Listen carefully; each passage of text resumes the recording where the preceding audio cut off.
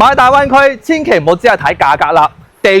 段最重要嘅都係地段。咁今日我哋嚟到中興智慧城啦，800米嘅距離就係我哋深中通道嘅一個入口啦。咁半個鐘可以直達深圳前海嘅，喺呢個位置去深圳、香港都係非常之方便嘅。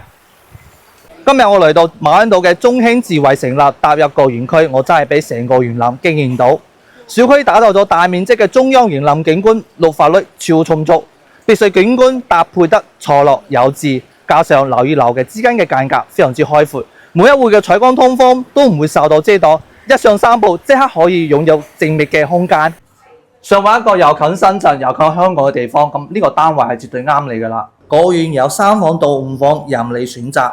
咁我哋依家就睇緊單位咧，就係117平嘅，咁可以做到5房嘅設計喎，係咪好誇張啊？117嘅單位竟然可以做5房，個單位嘅實用率至去過100%嘅%。雙陽台嘅設計可以做到南北對流，景觀陽台同埋生活陽台完全分開，個空間絕對唔會任何浪費嘅地方。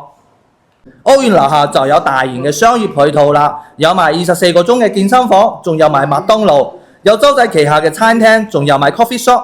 門口幾分鐘就可以去到翠湖濕地公園啦，閒時可以欣賞下湖景，睇埋海景環境，都係十分之舒服嘅。300米就可以去到地鐵站，8分鐘嘅距離仲可以去到中港客運碼頭，1個鐘可以接到返到香港尖沙咀。14500就係立低我身後又近香港又近深圳嘅單位啦，手快有手慢冇，只有3則套啦。有興趣嘅朋友仔私信揾我啦，send 資料俾你，帶你實地睇樓。